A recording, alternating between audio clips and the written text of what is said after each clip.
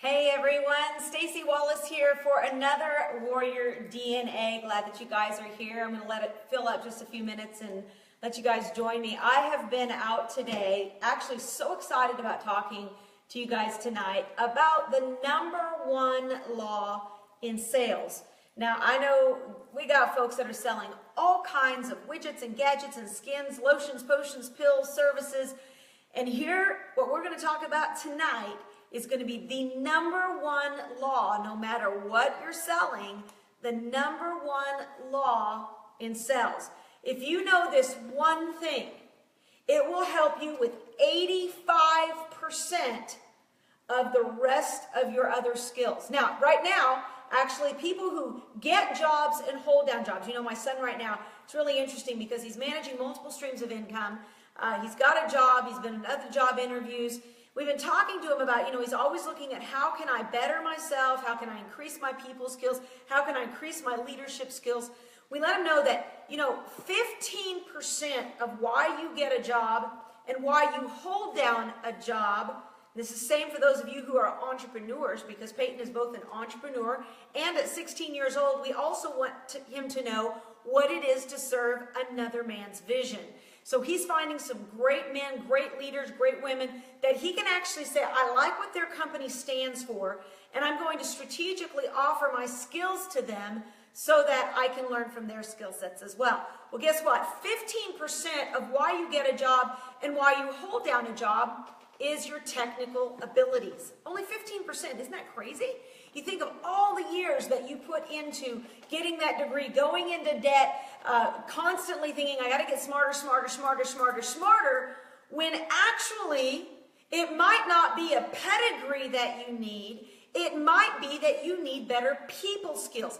85% of why people hold down skills when their bosses were interviewed, when their partners were interviewed, 85% came down to their people skills, their ability to interact with others. So watch this. Hey, Lisa, I'm glad that you're joining us. I see you guys, Jody, Shay, we're seeing. I love that you're here. Shout out to Fellowship Church out there. I know you guys are crushing it.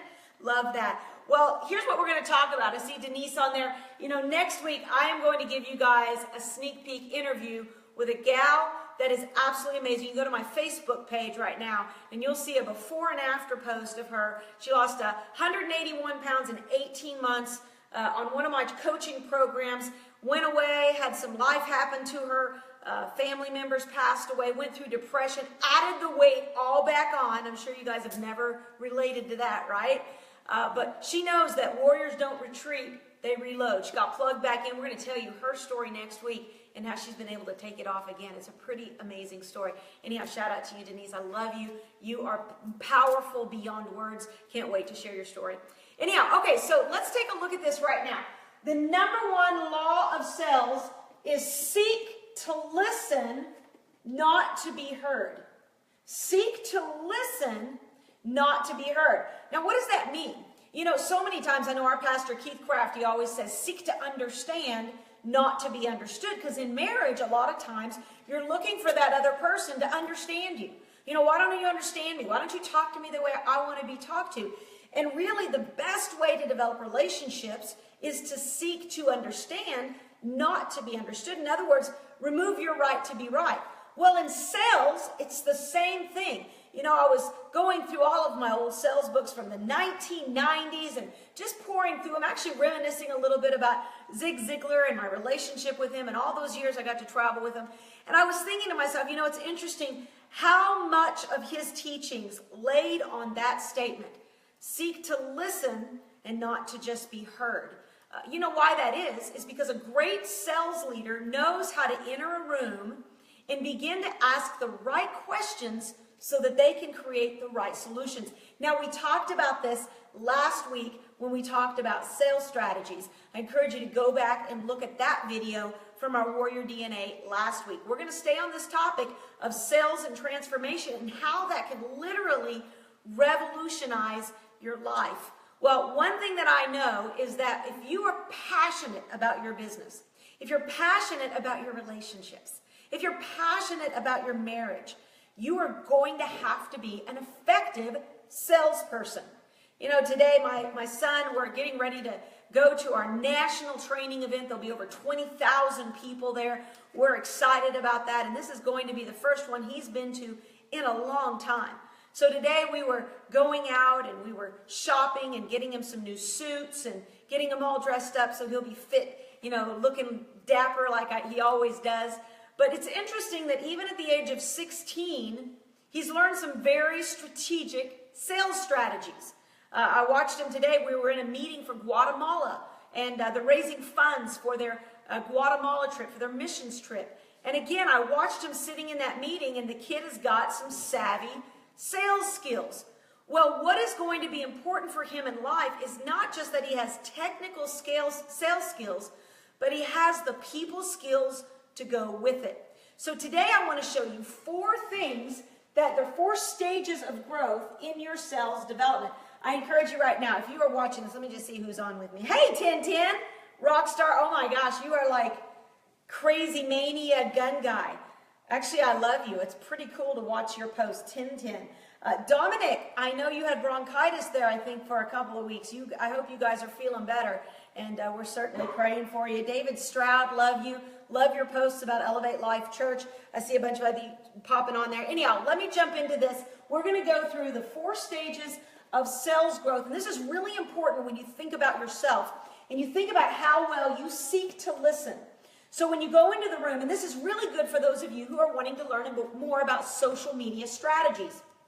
You know, a lot of people in social media, they'll talk on social media, they'll pitch on social media, but if you'll notice on social media, even you guys with me, if I tell you guys about my business and essential services and tell you that I can save you money all day long on your essential services, I get like, it seems like 20 likes, right? Like nothing. But man, when I post about my husband or my kids, it's like out the roof, people liking our posts. Why is that? Because it's like a living room. Facebook is like a living room. And if you're going to sell on Facebook, you got to transmit the idea that I sell to I share. You don't want to have a sales pitch mentality on Facebook, at the dinner table, in a nice restaurant. No matter where you're at, you don't want to sell anything. Nobody wants to be sell jack. But what you do want to do is you want to share. You want to seek to listen. So you sit down to the table or you sit down to Facebook. Facebook is nothing more than a living room. Imagine this. You're having a nice dinner with a bunch of friends. And you're sitting down, and imagine the guy that sits down at the table and says, hey, did you know that you can get 50 gigabytes of data on Sprint right now? And I'm happy to help you. Imagine if he sat down and he said, hey, let me tell you how I can save you on Dish Network and DirecTV. Or, hey, I've got some skincare. Hey, baby, you know what? You're looking like you could lose some weight. I've got a 90-day plan for you. That is a great way to lose friends and get kicked out of the dinner party, right? But imagine if you sat down to that same dinner party and you said, hey, Lisa, you're looking really great. I like that. Is that a new dress? Let Lisa tell you about her dress. Notice that Bobby's got some socks that match his tie. Bobby, you're looking pretty fine there. Those socks are looking really good. Where'd you get those? Let Bobby talk about his socks and his tie. Hey, you know what? I heard you guys, I was noticing on Facebook the other day that your kids were going to some kind of championship baseball game. What was that about? What am I doing? I'm seeking to listen, not to be heard. That is how you have great table conversation. The person who can ask the best questions and let the other people talk. Everybody wants to talk about their kids. Everybody wants to talk about their dogs. Everybody wants to talk about the things they love. Now, there's a lot of people who are shy that don't like to talk about, but if you ask the right questions, you'll find everyone has something they like to talk about. You've just got to find out what is their hot point. So as you continue to develop yourself as a sales leader, there's 4 stages where you can start to realize, you know what, am I getting better in my sales process? Met with somebody recently who said they wanted some private coaching. And so I sat down with them and said, you know what, I struggle, I'm having issues, I have challenges. And right out of the gate, I could tell that they are still on step 1. Now, what is step 1? Here are the 4 stages of sales growth. Number 1 is unconscious incompetency. Now, what does unconscious incompetency mean? It means that you don't know that you don't know. You don't know how you're coming across to other people. You don't know that you're not the smartest guy in the room. You don't know that actually what you're doing is repelling people instead of magnetically drawing them to you. So unconscious incompetency is really a lack of understanding. There's actually a scripture that says, in all thy getting, get understanding. In other words, get competency. Become consciously competent about what you're doing in a room. We call it awareness. Now, when we teach our kids leadership awareness or table awareness, when they sit down at the table and they're texting, or they sit down at the table and they're tapping their fingers, there is a level of unconscious incompetency. They don't even know that they're bugging us. They don't know. For a little while, my son just kept playing with his glasses. It was an unconscious incompetency. He didn't know what he didn't know, and he didn't know what he was coming across to others like. So right now, if you've been in sales and you've been struggling to get a yes, it might be worth it for you to either hire a coach, get with somebody that you admire, or get with somebody who's not going to tell you what you want to hear, but what you need to hear, so they can help you become more consciously competent about your come across or your sales skills, okay? Number 2 is conscious incompetency. Now, this is actually a good place to be, because it means that you know you're not all that. And if you're consciously incompetent, that means you realize your blind spots. You know that there's areas you need to fix. You know that there's areas that you need to get better at. And so the question you're probably asking yourself is, I wonder how I can go to the next level. What course could I take in order to invest in myself? I wonder if I should change my friends, or maybe I should change my alignments that could precede a bigger assignment. I wonder if I should start going to church so I become a better wife or a better husband. Suddenly, because you are conscious about your incompetencies, you have the ability to invest in your future because you recognize the value of becoming more competent. Now, number 3 is unconscious competency. We're actually moving up on the scale, and here the goal is to get to the top. Zig used to say, I'll not just see you at the top, I'm going to see you over the top. Well, what did he mean? Well, when we get to unconscious competency, that means you don't even know how good you are. There's a humility about it. You just begin to hone your skills, and you've gotten better, and you've practiced, and you've definitely gone through the practice of getting a lot of no's, and rejection has stopped hurting your feelings, and you fall down 7 times, you get back up, but you're unconsciously competent, meaning that you really don't know what you're doing right. You're maybe having success and you're like, I really don't know what I'm doing, right? There's times in my life where I have been unconsciously competent in areas that I believe it was the grace of God that allowed me to sit in a room with billion-dollar investors, with men that had greater pedigrees than me, being able to sit in a room and be unconsciously competent. In other words, I didn't know what I was bringing to the room, but they sensed it. And it allowed me to negotiate on a level that was even surprising to me. There's been times when I've sat in boardrooms and I've actually sat there thinking, what on earth am I doing here? I mean, I look around the room and I see all these pedigrees and the backgrounds and the history and the billion-dollar companies these guys are representing, and I'm thinking they're looking to me for coaching, for wisdom. They're looking for me to help take their business to another level. And there are times where I actually say, God, I need you right now because I am unconsciously competent to be in this room, and I need your grace to help me be fully competent. Now, if you're unconsciously competent right now, you might be having an average that says, I'm pretty good. I'm doing okay. But if you want to go from good to great, you've got to move to stage 4, which is consciously competent. That means you've done what you need to do to invest in yourself. You've recognized that you have certain skills that you're good at, and you've recognized there's certain things I'm not good at. So consciously, you're staffing your weaknesses, you're strengthening your strengths, you're moving towards the things you're most passionate about, you're having other people outsource the things you're not so good at or not so passionate about, and now it's called your sweet spot. When you can get in the sweet spot of sales, it means you're in that conscious competency. It means you're actually continually practicing those things you're good at. You're rehearsing the things you're not good at so you can maybe outsource them or delegate them. Here's the thing. You might be an absolutely fantastic gymnast. You might be able to win a gold medal, but you may be horrible at being able to truly market the greatness of you. And you can do all the great things in the Olympics, but if you don't have a great team that's going to market you and maybe a publisher that's going to make sure your book gets out, guess what? You're only going to get a portion of your greatness to the world. It's important that you stay in your sweet spot, always grow, always advance, always take on new ideas, but don't feel like you have to be the jack of all trades. Be consciously competent in your area and delegate the things that you're not great at. So in sales, if you're not good at connecting with people, you better partner with somebody who is. Let's just take, for example, if you're in direct sales.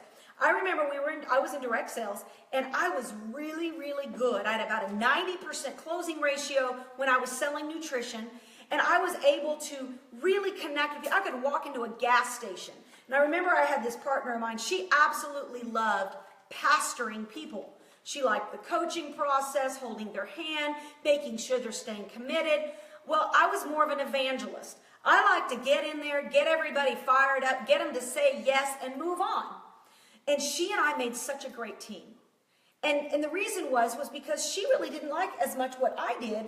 She wanted to be able to coach and mentor and mollycoddle, and she was very much more touchy-feely than I was. And I was really about, hey, you need to make a life change. Are you ready? Now is the time. Are you ready? Yes or no? Are you ready? Yes. Okay, let's go, right? But that's not necessarily the nurturing person you want to be around every day. And so it was important for me to staff my weakness or to partner with somebody who was better than me at other things. Now, when you step into your conscious competency and you begin to get in your sweet spot, here's what happens. You begin to have a certainty that outweighs the uncertainty of the room around you. You begin to recognize that when you walk in, you have a confidence because you are consciously competent in what you bring to that room.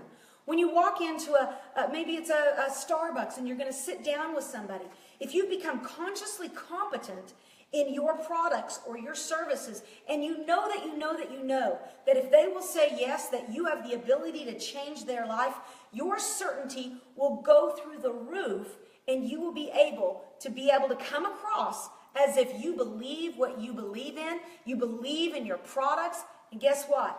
People are looking for something to believe in too. Remember, 15% technical skills, 85% people skills. What are we talking about? We're talking about the number one law of sales. How do you get to where you can truly seek to listen and not just to be heard?